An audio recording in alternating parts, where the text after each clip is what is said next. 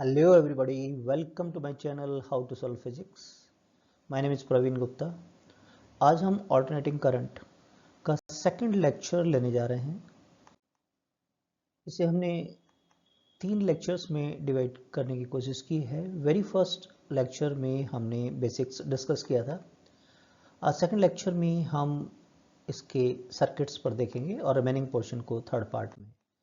तो एक बार ओवरव्यू ले लें. फर्स्ट पार्ट में हमने डायरेक्ट करंट, ऑल्टरनेटिंग करंट को देखा. फिर हमने ऑल्टरनेटिंग करंट्स और उसके टाइप्स को देखा. फिर डिफरेंट वैल्यूज ऑफ एसी, जैसे कि इंस्टेंटेनियस, एवरेज, हाफ साइकिल के दौरान, फुल साइकिल के दौरान, आरएमएस वैल्यू और डिफरेंट टाइप्स की लॉट्स ऑफ द प्रॉब्लम को हमने सॉल्व करना सीखा. आज सेकंड लेक्चर में हम सर्किट्स देखने जा रहे हैं. सबसे पहले अपने बात को स्टार्ट करेंगे प्योर आर, एल और सी टाइप के सर्किट. उसके बाद में तीनों को मिलाकर LCR सीरीज एसी सर्किट और इस पर प्रॉब्लम्स को कैसे डील करते हैं वो सीखने जाएंगे. तो चलिए शुरुआत करते हैं. सबसे पहले प्योर रेजिस्टर सर्किट से अपनी बात को स्टार्ट करते हैं. मान लीजिए एक रेजिस्टर हमारे पास है जो कि एक AC सोर्स से कनेक्ट है. AC सोर्स को ऐसा वेव जैसा साइन, लहर जैसे साइन से रिप्रेजेंट करते हैं. मान लीजिए जो कि EMF यहाँ पर अप्लाई किया है वो equal to E0 sine omega t है. ओके. अब करंट क्या होता है? वोल्ट, वही ohm's law, voltage difference divided by the resistor. तो इसमें केवल रेजिस्टर है आपका, तो इसमें फ्लो होने वाली करंट की वैल्यू होगी E/R. राइट. E क्या है? E0 sine omega T. तो E0 sine omega T divided by R कर दिया हमने. E0/R I0 हो गया हमारा. फाइन. I0 का मतलब यहाँ peak value of the current है. वेरी फर्स्ट लेक्चर में डिफरेंट वैल्यूज को हमने डिस्कस किया था, आप रेफर कर सकते हैं. अब EMF और करंट का वेरिएशन जान लेते हैं. ये हो सकता है ओमेगा टी यानी फेज के साथ में, या फिर हमसे टाइम के रेस्पेक्ट में पूछ सकते हैं. 2 पाई इक्विवेलेंट होता है, हमेशा याद रखें टी के बराबर. तो जैसे पाई होगा T/2, ऐसे बाकी वैल्यूज के लिए टाइम आप फाइंड कर सकते हैं. ओके. यहाँ हम E और I की वैल्यूज लेने जाएंगे. तो सबसे पहले आप देखिए यहाँ पर E साइन कर्व के अनुसार चेंज हो रहा है, साथ ही साथ I भी साइन के अनुसार ही चेंज हो रहा है. बस इसका जो मैग्नीट्यूड है E0 से थोड़ा सा कम हो जाएगा. तो आप देख सकते हैं कि ये थोड़ा पीक है, इस ब्लू पीक के कंपेयर में छोटा बनाया है यहाँ पर. साइन की वैल्यू, साइन के कर्व के लिए आप ध्यान रखें कि 0 से स्टार्ट होता है. कैसे? जब एंगल 0 है उस समय साइन की वैल्यू क्या हो जाती है? 0. तो E की वैल्यू 0 हो जाएगा. इसी तरीके से I भी 0. तो 0 से स्टार्ट होगा. 5/2 पर मैक्सिमम होती है, तो ये पीक्स को मैक्सिमम दिखाया है यहाँ पर. ठीक बात है. ये इनकी पीक वैल्यूज जो है, पीक्स, शिखर, E0 चोटियाँ, पहाड़ी, ये I0 कहलाएगा. देखिए दोनों साथ साथ चल रहे हैं. साथ साथ चलने का मतलब जब I 0 है E भी 0 है, जब E मैक्सिमम है I भी मैक्सिमम है. एक साइकिल दोनों साथ साथ में खत्म करते हैं. तो हम कहते हैं AV बोले तो अल्टरनेटिंग वोल्टेज, AC बोले तो अल्टरनेटिंग करंट, दोनों सेम फेज में होते हैं. राइट. इसको हम फेजर डायग्राम से दिखाना चाहें यदि, तो देखिए इसको बनाने का प्रॉपर तरीका क्या होता है. सबसे पहले हम क्या करेंगे, E0 के बराबर रेडियस का एक सर्किल बनाया बड़ा वाला, फिर I0 के बराबर रेडियस का एक सर्किल बनाया, ये दूसरा इनर सर्किल हमने बना लिया. ये एक एक्सिस और ये वाई एक्सिस. ठीक है. अब यहाँ देखने वाली बात है कि E जो है T टाइम में ओमेगा टी एंगल ट्रेवल करता है, लेकिन इतने ही टाइम में जो I है आपका वो भी ओमेगा टी एंगल ही ट्रेवल कर लेता है. तो ये एंगल आपका ओमेगा टी हो गया. राइट. ओके. ये इस पर प्रोजेक्शन लें अपन, तो अगर ये ओमेगा टी है आपका, तो ये वाला कंपोनेंट क्या हो जाएगा? E0 sine omega T. तो ये वैल्यू आपकी E0 साइन ओमेगा टी हो जाएगी. इसी तरीके से ये क्या हो जाएगा? I0 sine omega T. ठीक बात है. ये पीक वैल्यूज आ गई हमारे पास में I0 और E0, और इनके प्रोजेक्शंस हमको इंस्टेंटेनियस वैल्यू दे देते हैं. I equal to I0 sine omega t और E equal to E0 sine omega t. Clear रहती बात?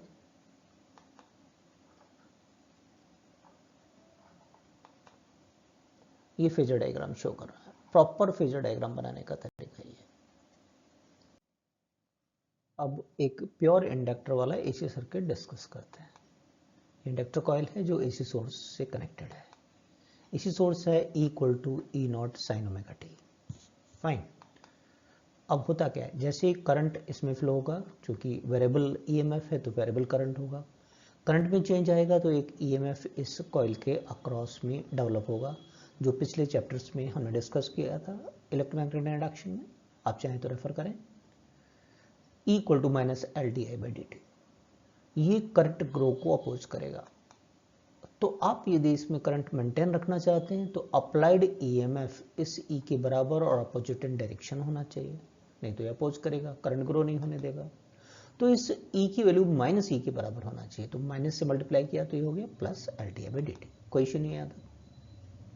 ई हमारे पास है ई नॉट साइन ओमेगा टी, हमारा मकसद है यहाँ पर आई फाइंड करना, तो डी आई को क्या हम ऐसा लिख सकते हैं, क्रॉस मल्टीप्लाइंग कर लें, ऐसा आ जाएगा, है ना। कॉपी पेन लेके बैठे आप भी करके देखते चले, जिससे कॉन्फिडेंस आता है ना। पॉज कर लिया करो वीडियो को बीच में, फिर आगे बढ़ो। अब आई निकालना है तो दोनों और इंटीग्रेशन कर दें इसको, साइन ओमेगा टी का integration minus cos omega T divided by omega. जब भी आप इसको सॉल्व करें तो ये कांस्टेंट वैल्यू को बाहर ले लें, माइनस 1 बाई ओमेगा बाहर ले लिया हमने, राइट। ओमेगा एल कहलाता है एक्सएल, इंडक्टिव रिएक्टेंस कहलाएगा बाद में, और कॉस थीटा होता है 90 माइनस थीटा, तो साइन के टर्म्स में हम ऐसा लिख सकते हैं। बाद में हम इनको कंपैरिजन करना चाहेंगे फेजेस में कि कौन आगे कौन पीछे, इसलिए साइन में कन्वर्ट कर रहे हैं, ईएमएफ हमारा साइन में है इसलिए, राइट। अब साइन माइनस थीटा, माइनस का साइन थीटा होता है, तो माइनस यदि इसमें से कॉमन ले लें तो ये माइनस प्लस हो जाएगा, और हमारे पास ये omega T minus pi by two लिख सकते हैं। तो करंट हमारे पास आ गया I equal to I naught sine omega T minus pi by two, ठीक बात है। यहाँ पर आई नॉट हमने किसकी जगह लिखा है, ई नॉट बाई एक्सएल, ये peak value of the current कहलाएगा इंडक्टर वाले सर्किट के अंदर, और एक्सएल किसकी जगह लिखा था, ओमेगा एल। एक्सएल को क्या कहते हैं हम, इंडक्टिव रिएक्टेंस, जिसकी यूनिट रेजिस्टेंस जैसा ही होता है, ओम। रेजिस्टेंस जो काम करता है अपोज करता है, इंडक्टर भी यहाँ करंट ग्रो को अपोज करने का काम कर रहा है, फाइन, वही यूनिट होती है ओम इसका। अब ग्राफ की बात कर लेते हैं, ऑल्टरनेटिंग वोल्टेज ऑल्टरनेटिंग करंट का, किसमें, इंडक्टर वाले सर्किट के अंदर। ये एक्स एक्सिस पर हमने ले लिया फेजेस, फेजेस एंगल से ही मतलब समझें एक बार, तो ये हमने 2 साइकिल ले लिया, 4 पाई का मतलब ये हो गया। और टाइम में बांटना चाहें तो टाइम में ऐसे बांट सकते हैं। बांटने का सिंपल तरीका ये होता है कि आप 2 पाई होता है वो टी के इक्वलेंट होता है, तो 4 पाई 2 टी के इक्वलेंट हो जाएगा आपका, ठीक बात है।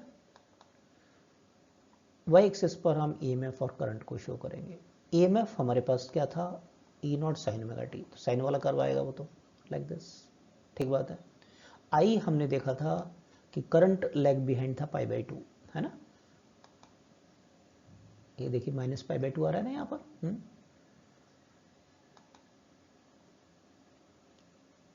तो ये बाद में स्टार्ट होगा, पाई बाई 2 से स्टार्ट होगा, एक तरीके से कंपैरिजन करना चाहें तो ई टी इक्वल टू 0 पे स्टार्ट हो रहा है, तो ये, और ये आपका देखिए पाई बाई 2 के बाद में स्टार्ट हुआ है एक तरीके से।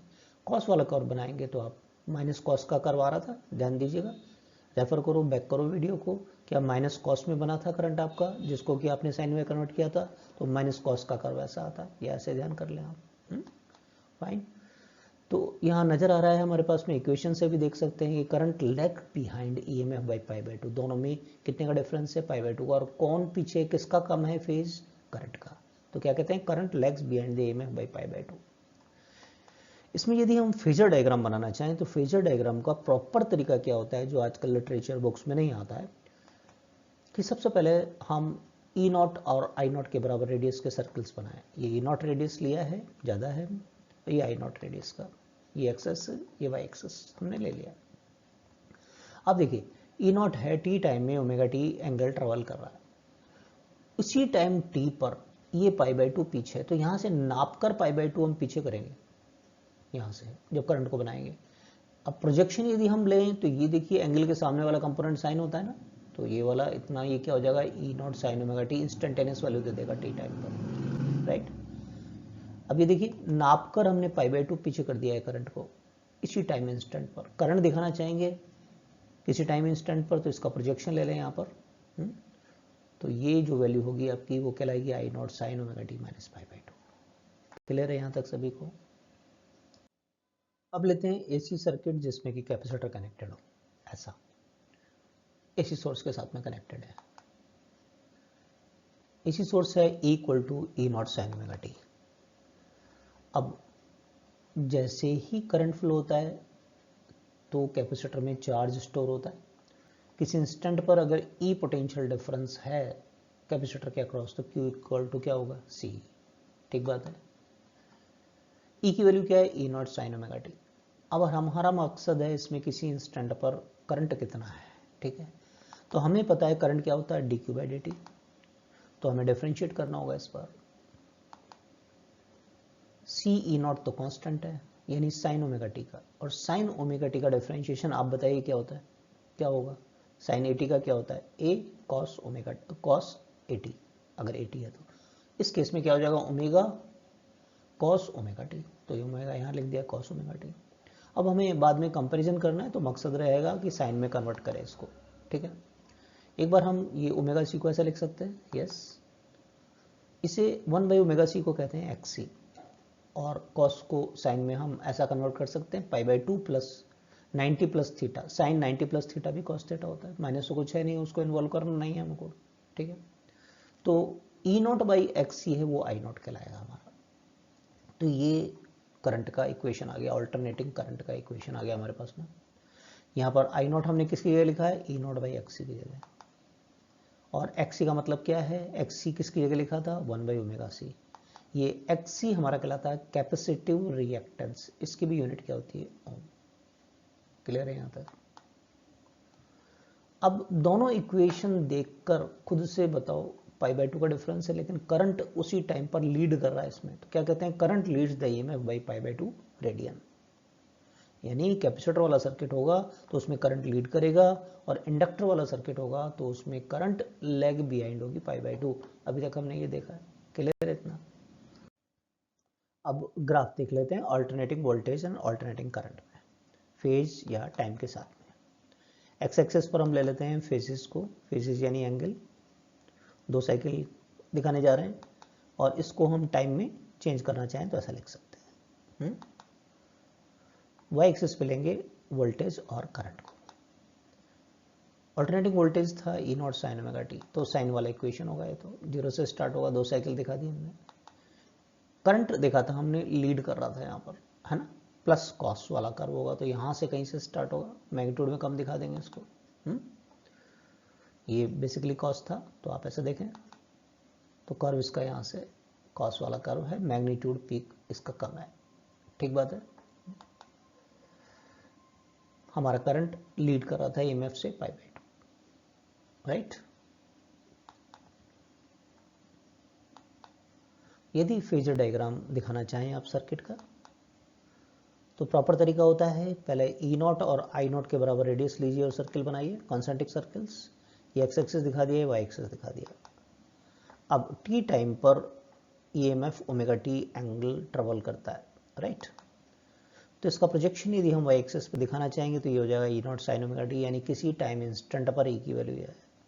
इसी टाइम पर आई देखिए पाई बाई 2 आगे है, तो यहाँ से नाप कर हमने पाई बाई 2 आगे कर दिया इसको। इसका प्रोजेक्शन दिखाएंगे यहाँ पर, तो हमारे पास करंट का इक्वेशन आ जाएगा I equal to I naught sine omega T plus pi by 2। Clear हो गया कैसे बनाते हैं फेजर डायग्राम, प्रॉपर सिंपल तरीका है। ओके, प्रैक्टिस कीजिएगा। अब वेरिएशन देख लेते हैं एक्सएल और एक्ससी का फ्रीक्वेंसी के साथ में। इंडक्टिव रिएक्टेंस कहते हैं एक्सएल को। एक्सएल क्या होता है, ओमेगा एल। एक्सएल क्या होता है, ओमेगा एल, और ओमेगा 2 पाई एफ। यानी ओमेगा फ्रीक्वेंसी पर डिपेंड कर रहा था, एक्सएल भी फ्रीक्वेंसी पर डिपेंड करेगा, जो कि डायरेक्टली प्रोपोर्शनल होगा। यानी फ्रीक्वेंसी के साथ डायरेक्टली प्रोपोर्शनल है, यानी कि वेरिएशन क्या होगा, क्या एक स्ट्रेट लाइन होगा। अब वेरिएशन ऑफ एक्ससी विथ फ्रीक्वेंसी देखें जरा, जिससे कि एक्ससी को कहते हैं कैपेसिटिव रिएक्टेंस, और एक्ससी क्या होता है 1 ओवर ओमेगा सी, ओमेगा 2 पाई एफ। तो एक्ससी क्या हो गया 1 ओवर 2 पाई एफ सी, यानी फ्रीक्वेंसी के साथ इन्वर्सली प्रोपोर्शनल हो गया। फ्रीक्वेंसी बढ़ेगी तो एक्ससी कम होगा, रेक्टेंगुलर हाइपरबोला कहते हैं इसको, है ना, कुछ ऐसा। देखिए फ्रीक्वेंसी बढ़ रहा है तो एक्ससी की वैल्यू कम होती हुई चली जा रही है, ठीक बात है। यदि हम किसी डीसी सर्किट के अंदर इंडक्टर को कनेक्ट करें तो देखिए डीसी की फ्रीक्वेंसी कितनी होती है, 0। फ्रीक्वेंसी 0 है तो इसका मतलब वो एक्सएल की वैल्यू क्या हो गई, 0। यानी इंडक्टर कॉइल एक कंडक्टर की तरह बिहेव करेगी। समझिए, कोई रेजिस्टेंस नहीं होगा, एफ 0 है तो एक्सएल क्या होगा, 0। और हमने कहा था ये रेजिस्टेंस जैसा ही होता है, रोकता है करंट को, तो करंट को बिल्कुल नहीं रोकेगा। इसका मतलब अगर इंडक्टेंस जुड़ा हुआ है हमारे पास तो डायरेक्ट करंट को डिक्रीज नहीं करेगा, नहीं रोकेगा, ये केवल एसी करंट को ही रोकता है। और यदि हम कैपेसिटेंस की बात करें तो capacitor allow AC to flow through it but block the DC current. DC की फ्रीक्वेंसी कितनी, 0। 0 का डिवाइड करेंगे इन्फिनाइट। तो अगर आपने डीसी सोर्स में जिसमें सेल या बैटरी कनेक्ट, वहां कैपेसिटर को कनेक्ट कर दिया तो करंट को नहीं जाने देगा, इन्फिनाइट रेजिस्टेंस क्रिएट करेगा। ठीक बात है। अब आते हैं एलसीआर सीरीज एसी सर्किट पर जिसमें कि तीनों कनेक्टेड हो। सबसे पहले सर्किट की बात कर लेते हैं। एक एसी सर्किट हमारे पास में है जिसमें सोर्स है ई नॉट साइन ओमेगा डी, इसमें इंडक्टर कॉइल, कैपेसिटर और रेजिस्टेंस तीनों कनेक्टेड है। अप्लाइड ईएमएफ, जैसे ईएमएफ अप्लाई करते हैं तो इसमें वोल्टेजेस डेवलप हो जाते हैं। वीएल कह दिया, कैपेसिटर का अक्रॉस में वीसी और रेजिस्टेंस के अक्रॉस वीआर। ठीक बात है।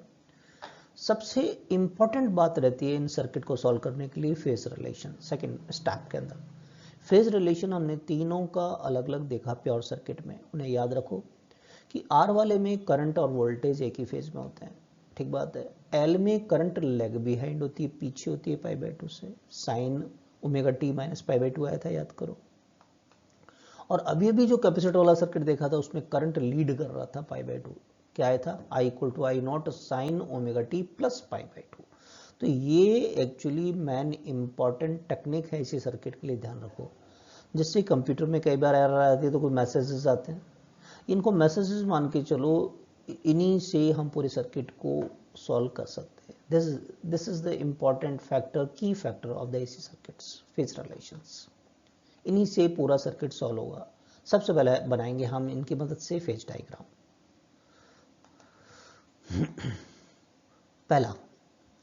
पहला देखिए मैसेज क्या कह रहा है। पहला इंस्ट्रक्शन क्या है कि आर में करंट और वोल्टेज एक ही फेज में था, तो वी आर और आई एक ही फेज में, यानी एक ही साथ चल रहे हैं, एक ही डायरेक्शन में, कोई आगे पीछे नहीं है। इसका मतलब ये हो गया। ठीक बात है। सेकंड क्या कह रहा है कि वी एल आपका लीड करेगा करंट से कितना, पाई बाय 2। आई के कंपेयर में वी एल को पाई बाय 2 लीड करते हुए दिखा दिया। और कैपेसिटर में जो वीसी डेवलप हुआ है आपका, ये वीसी ये करंट से पाई बाय 2 पीछे पीछे दिखा दिया ग्रीन एरो से। ठीक बात है। कैसे बनाया फेजर डायग्राम, ओके। अब इसको सॉल्व करने के लिए ध्यान दीजिएगा, ये भाई अपोजिट है दोनों, तो इतना इसमें सब्ट्रैक्ट कर देंगे, माइनस वीसी कर दें हम, तो हमारे पास में ये नेट मान लीजिए वी एल माइनस वी सी आ गया। वी आर और वी सी इन तीनों का रिजल्टेंट ये आपका, तो पैरेललोग्राम कंप्लीट कर दिया हमने। और ये डायगोनल है वो नेट ई के बराबर है, अप्लाइड ईएमएफ के बराबर है। आप देख सकते हैं करंट और ए के बीच में एक फेज डिफरेंस है फाई, यहाँ पर फाइन, यहाँ तक फेज डायग्राम। अब relation to applied potential difference और अपियर पोटेंशियल डिफरेंस के बीच में ये डायग्राम से हमको बता रहा है, बिल्कुल वेक्टर जो 11th क्लास में हमने पढ़े थे, आप रेफर कर सकते हैं। देखिए पाइथागोरस थ्योरम भी लगा सकते हैं कि ये हाइपोटेनस ई बेस का स्क्वायर प्लस परपेंडिकुलर स्क्वायर, ये परपेंडिकुलर किसके बराबर है, we L minus V C का होल ऑफ स्क्वायर के बराबर है।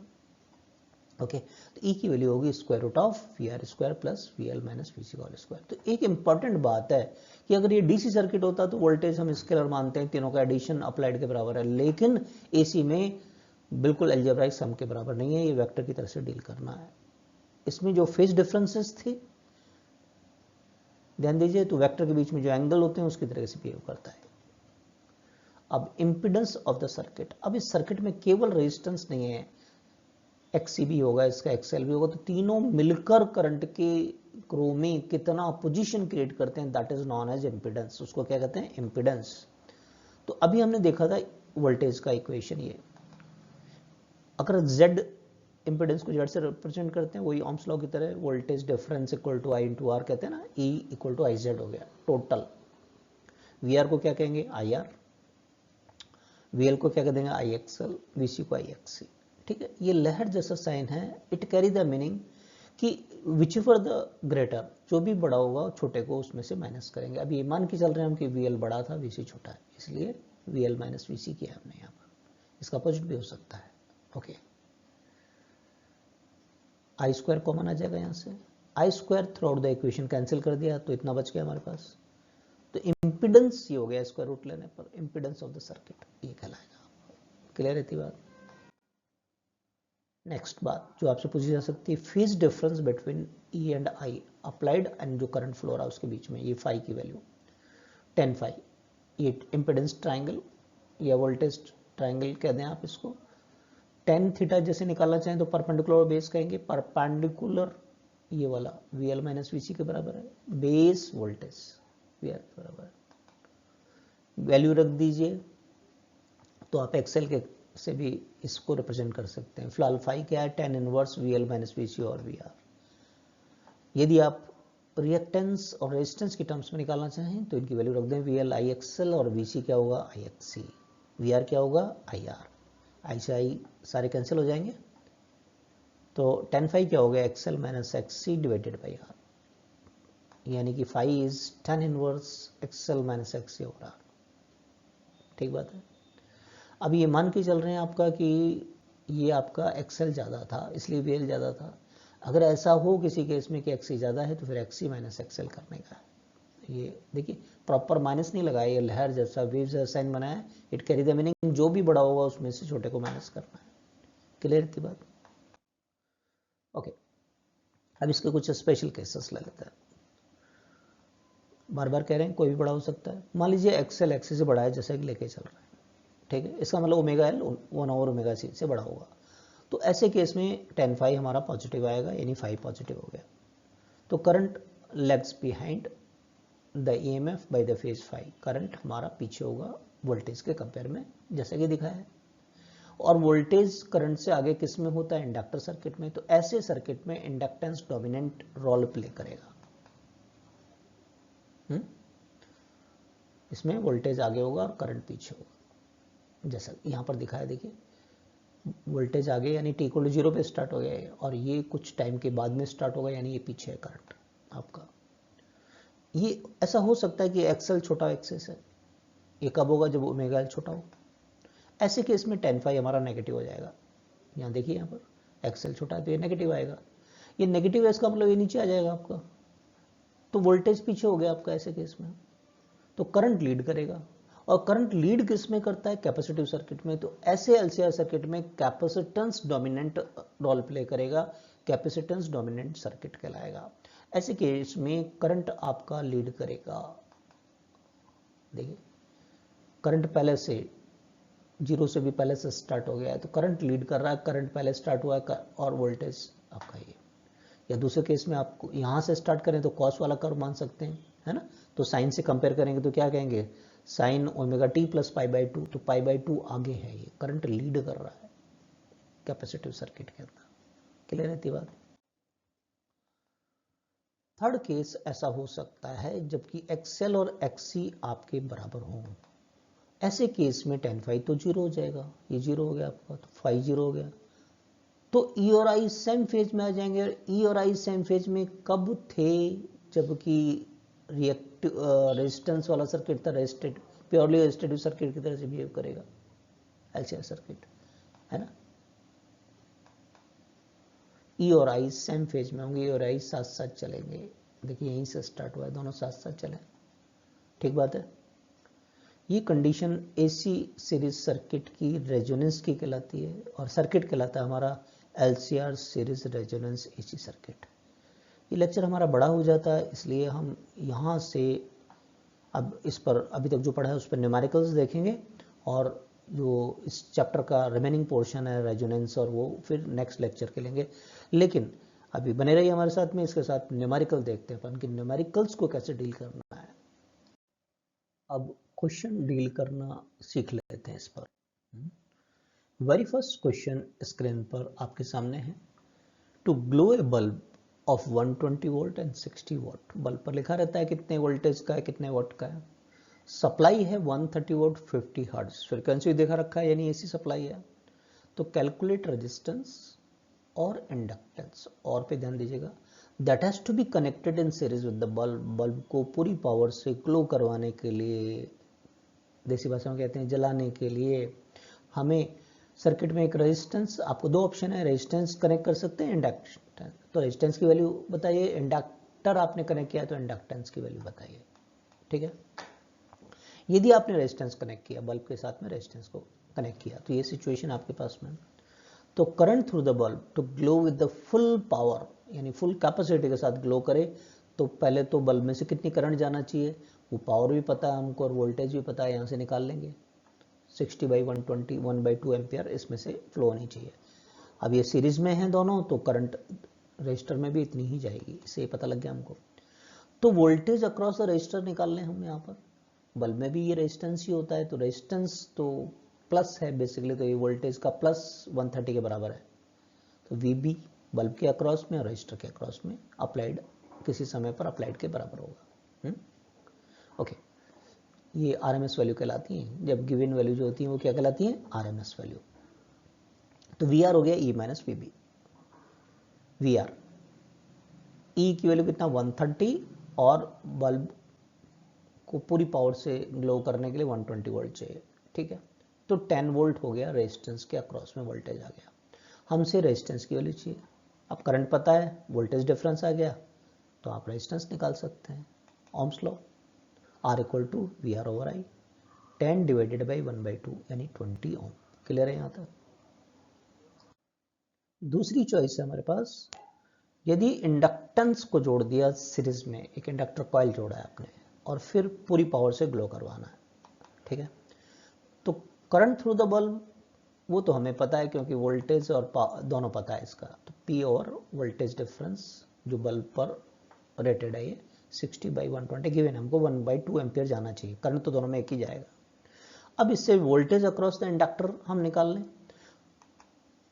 अब ये ध्यान दीजिएगा, दोनों के अंदर जो वोल्टेज डिफरेंस है और करंट है वो एक ही फेज में नहीं होती है इंडक्टर के अंदर, है ना। हमने निकाला था वोल्टेज इक्वेशन, E² = VR² याद करो, प्लस VL माइनस VC का होल ऑफ स्क्वायर। तो यहाँ C नहीं है, तो जो फैक्टर नहीं होगा उसको जीरो बना देंगे, तो हमारे पास VB² + VL² हो गया। ठीक है, बल्ब के अक्रॉस में हमें पता है 120, E 130 है हमारे पास में, और VL निकाल लें सबसे पहले तो हम ऐसे लिख सकते हैं। ठीक बात है, तो 13 का स्क्वायर माइनस 12 का स्क्वायर 5 का स्क्वायर होता है ना, तो ये 50² हो गया। तो VL सिंपली हमारे पास हो गया 50 वोल्ट, यानी इंडक्टर के अक्रॉस में 50 वोल्ट RMS होगा। ठीक है, तो यहाँ से हम वैल्यू ऑफ इंडक्टेंस निकाल सकते हैं। कैसे, VL क्या होता है IXL, और XL क्या होता है ओमेगा L। ओमेगा का मतलब 2πfL, L की वैल्यू चाहिए यहाँ से। L को क्या हम ऐसे लिख सकते हैं, VL 50 हमारे पास है, F50 दे रखा है, I करंट 1/2, इसको सॉल्व कर लें तो हमारे पास आ जाता है 1/π हेनरी। H का मतलब यहाँ क्या है, हेनरी। क्लियर हो गया क्वेश्चन, दोबारा रिवाइज कीजिएगा इसको। नेक्स्ट क्वेश्चन लेते हैं। इन AC सर्किट सप्लाई वोल्टेज है 100 sin ωt वोल्ट, 50 हर्ट्ज है। करंट है I = 5 sin 100t + 50 एम्पियर। तो सर्किट एलिमेंट क्या हैं, ये चार ऑप्शन सर्किट में कौन कौन से एलिमेंट हैं, ध्यान दीजिए। चार ऑप्शन में रेजिस्टेंस एंड कैपेसिटर है। तो पहले तो देख लें कि देखिए कौन लीड कर रहा है, करंट लीड कर रहा है ना। करंट लीड किस में करता है, कैपेसिटर में। प्योर कैपेसिटर सर्किट होता तो लीड करता 90 डिग्री से, 90 नहीं है ये, इसका मतलब एक R भी इसके साथ, ये बात हो गई। तो since current is leading from ये अदर देन 90 है, ये 60 डिग्री अदर देन 90 है, तो RC सर्किट हो गया। और RC सर्किट में अगर फेजर डायग्राम बनाए हम, तो रेजिस्टेंस यानी कि करंट ये, और वोल्ट करंट लीड करता है तो EMF पीछे होता है फाई। अब 90 नहीं है, कोई फेज है, 60 डिग्री से पीछे बना दिया, XC पीछे की तरफ दिखा दिया इसको, है ना। VC अगर दिखाएंगे तो 90 डिग्री पीछे की तरफ दिखाते ही नहीं दिखाते करंट के कंपेयर में, तो जिधर VC होता है उधर ही XC होता है। आप वीडियो को पीछे बैक करके देखो, इधर बनाया था हमने, इधर VL, इधर बनाया था VC। तो VC क्या होता है IXC, तो XC इस तरफ हो गया, यहाँ पर VL है ही नहीं, है ना, इंडक्टर नहीं है हमारे पास। Okay, impedance of RC AC circuit की बात करें अपन, तो ई और आई इम्पिडेंस वही रेजिस्टेंस जैसा, तो ओम्स लॉ लगाया आपने बेसिकली, क्योंकि देखो हमारे पास ई नॉट की वैल्यू भी है, आई नॉट, तो जेड फटाफट से निकाल सकते हैं हम। तो जेड की वैल्यू क्या हो गई 100/5 यानी 20 ओम आ गया।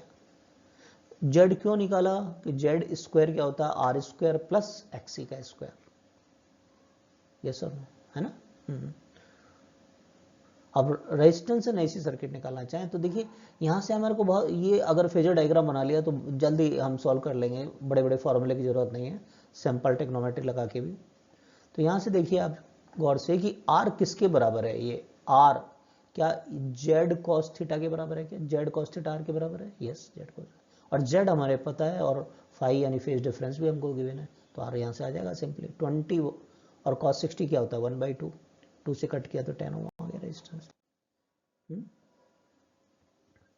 अब कैपेसिटेंस निकालना है, कोई दिक्कत नहीं है, यहां से एक्सी निकाल सकते हैं अपन, ये एक्सी, एक्सी क्या होगा जेड साइन फाई होगा, नहीं होगा, yes Z sine phi, Z 20 है, फाई 60 है, तो √3/10 √3 हो गया। अब एक्सी आ गया तो कैपेसिटर की वैल्यू निकल जाएगी, सी की वैल्यू निकल जाएगी, क्यों कि एक्सी क्या होता है हमारे पास में 1/ω_c, एक्सी पता है ओमेगा 2πf से 50 रख लेंगे तो सी आ जाएगा हमारे पास में, ऐसा लिख सकते हैं हम, वैल्यू रख दो अब सारी। एफ फ्रीक्वेंसी कितना था 50 हर्ट्ज, एक्सी कितना आया था 10√3। तो सबसे पहले तो देखो ये 5 2 10 100 और ये तो 1000 पाई हो गया, ठीक है। अब यहाँ पर ऑप्शन को मैच करवाना है, इसलिए आगे चल रहे हैं हम। तो ऊपर नीचे यदि 10⁴ से मल्टीप्लाई किया, देखिए सारे ऑप्शंस में देखिए, अगर मैं ऐसा करता हूँ तो नीचे तो 10⁻7 हो जाएगा, √3 को अप्रॉक्स 1.732 होता है ना, 1.73 लिख लिया हमने, दो 3 डिजिट्स में सारे ऑप्शंस हमारे पास में, इसलिए ऐसा कर रहे हैं। एक ऑप्शन चूज करना है मेरे को, अगर एक 10 इसको दे देंगे तो 17.3 हो जाएगा 10⁻6, क्योंकि ये यूनिट्स माइक्रो में दे रखी है, तो 10⁻6 नीचे जो आ रहा है ये माइक्रोफेराड बना देगा, तो हमारा आंसर क्या हो जाएगा 10⁴ डिवाइडेड बाई 17.3 माइक्रोफेराड, राइट।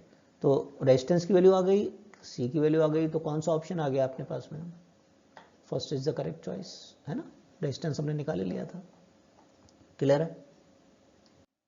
एक और क्वेश्चन लेते हैं, इफ 160 वोल्ट और 100 वोल्ट का बल्ब है, इस टू ग्लो विथ सप्लाई है 200 वोल्ट एंड 50 हर्ट्ज, ठीक है, capacitance of the capacitor that has to be connected in series, इस बार चॉइस है आपके पास में कि आपको कैपेसिटर कनेक्ट करके पूरी पावर से इसको ग्लो करवाना है, तो calculate maximum voltage that can be withstand by the capacitor. Okay, capacitor की वैल्यू चाहिए, तो कैपेसिटेंस चाहिए, और कैपेसिटर पे कितना मैक्सिमम वोल्टेज आएगा ये। अब ये कुछ 4 ऑप्शंस आपके पास में हैं, इसमें देखिए आपको सी और मैक्सिमम वोल्टेज चाहिए। कैपेसिटर साथ में एक बल्ब को कनेक्ट करने जा रहे हैं 200 वोल्ट और 50 हर्ट्ज सप्लाई के साथ।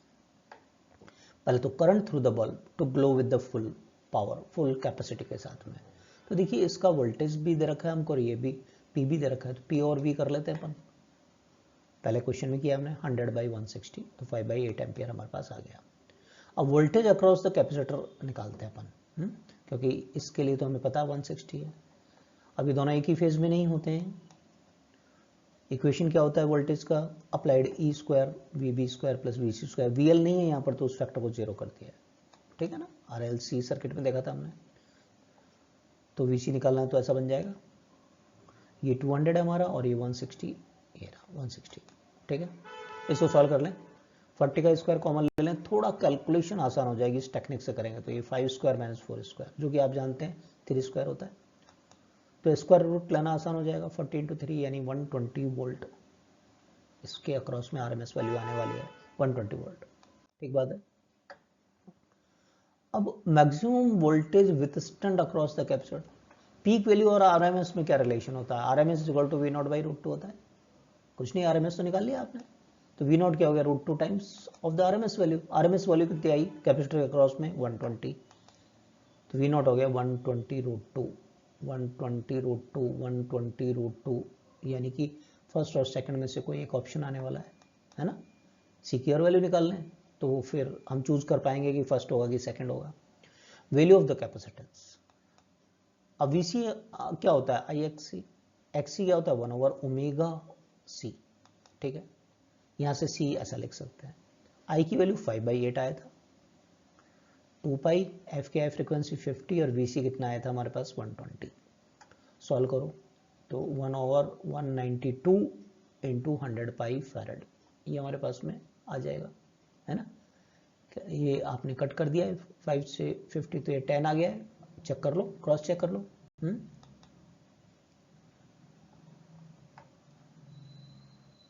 तो कौन सा ऑप्शन आ रहा है आपके पास में, क्या first option is the correct answer? सहमत है? अब ये लेक्चर थोड़ा सा बड़ा हो रहा था, इसलिए इसको हमने थर्ड पार्ट में डिवाइड कर रहे हैं। रिमेनिंग पोर्शन को लेने की कोशिश करेंगे थर्ड पार्ट में। एलसीआर सर्किट तक हमने देखा, अब एलसीआर सीरीज रेजोनेंस, फिर उससे रिलेटेड कारो, और उस कारो से रिलेटेड बहुत सारी बातें, टेक्निकल बातें होती हैं, तो इसलिए बड़ा हो रहा था ये टॉपिक हमारा। Power in AC circuit, LC oscillation और ट्रांसफार्मर को डील करेंगे नेक्स्ट लेक्चर में, और इससे रिलेटेड प्रॉब्लम्स को देखेंगे। तो बने रहिए हमारे साथ में। जो फर्स्ट टाइम आए सब्सक्राइब कीजिए, शेयर कीजिए, लाइक कीजिए अपने दोस्तों के साथ में। Thank you for watching. मिलते हैं remaining portion of AC circuit में।